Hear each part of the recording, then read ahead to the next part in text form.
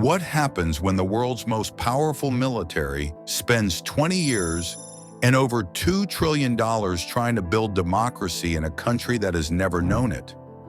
The answer might surprise you. This is the untold story of Afghanistan's democratic experiment and why it ended exactly where it began. In October 2001, following the September 11th attacks, the United States launched what would become one of the longest military campaigns in modern history. The mission was clear: eliminate al-Qaeda and establish a democratic government in Afghanistan.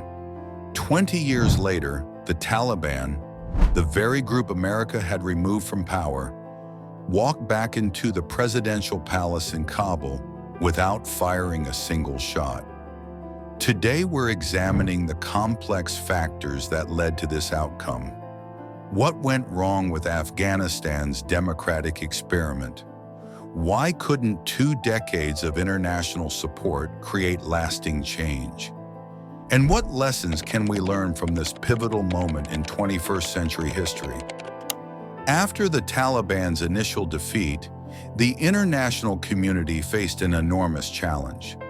How do you build democracy in a country with no democratic traditions?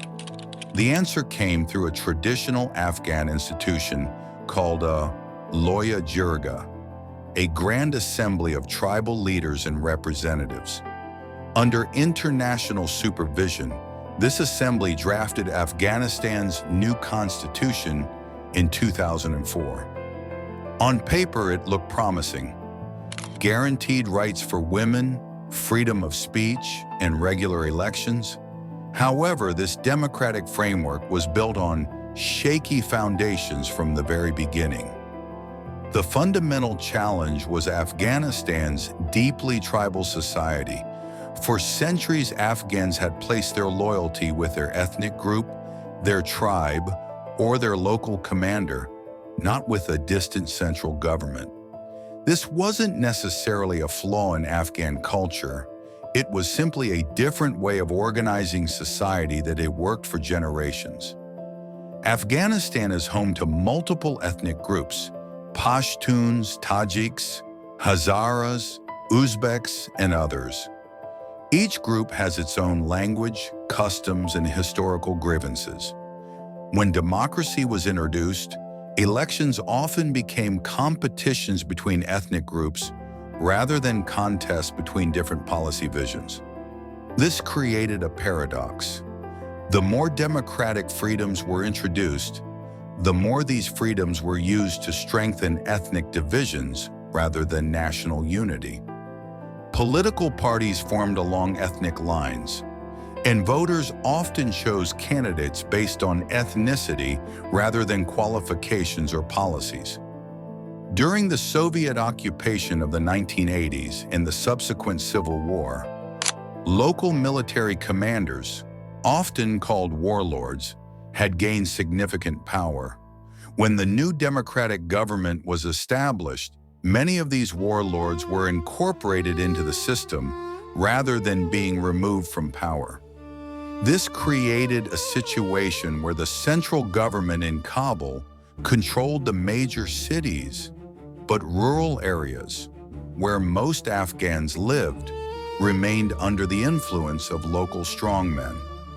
These leaders often had their own militias and controlled local resources, making them more powerful in their regions than the democratically elected government.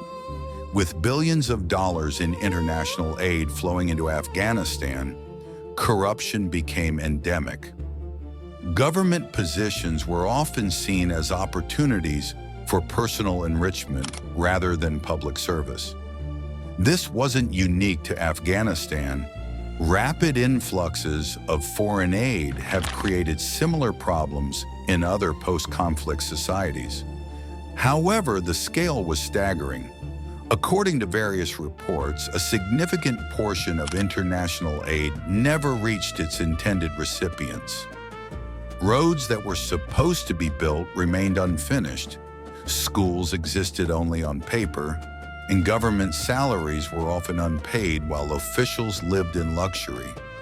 Perhaps most critically, the Afghan government never achieved a monopoly on the legitimate use of force, a fundamental requirement for any functioning state. The Afghan National Army, despite receiving extensive training and equipment, remained heavily dependent on international support. This dependency created a psychological problem. Many Afghans saw their government as a foreign creation rather than a legitimate representation of their will. The Taliban exploited this perception, positioning themselves as the authentic Afghan resistance against foreign occupation.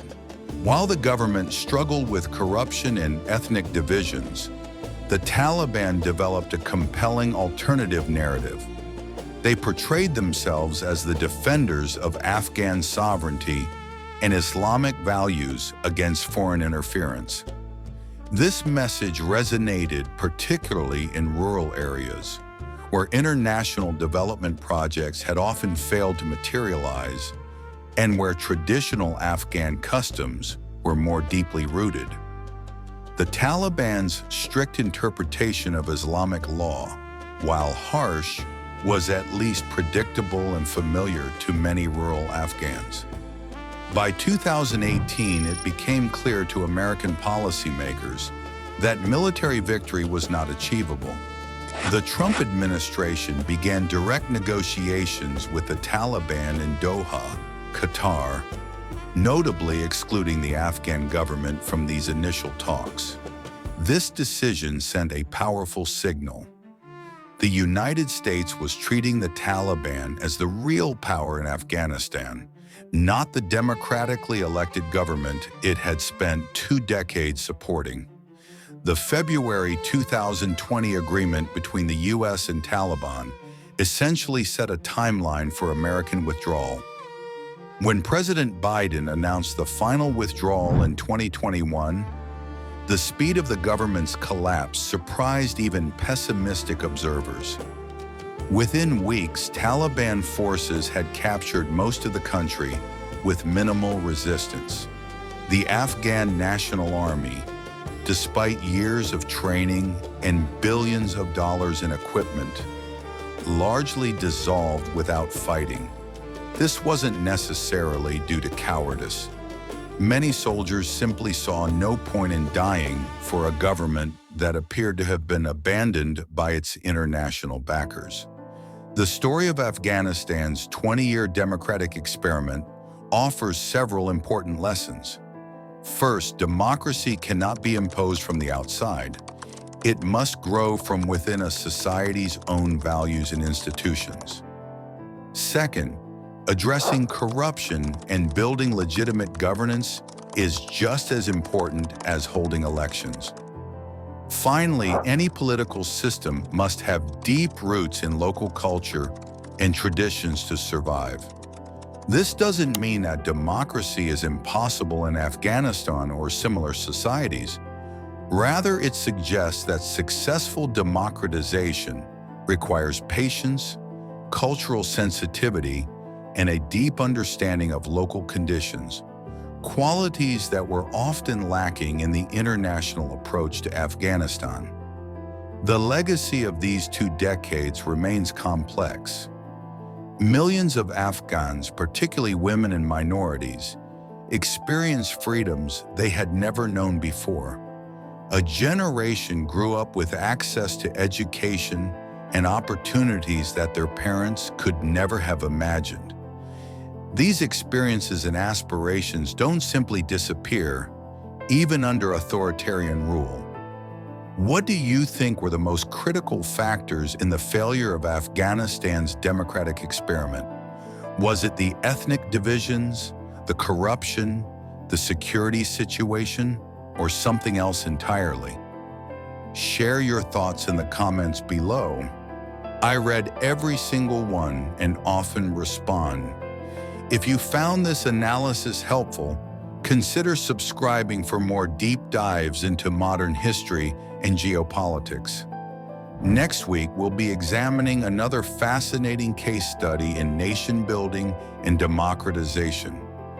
Wishing peace and friendship for all the people of the world. Until the next video, goodbye.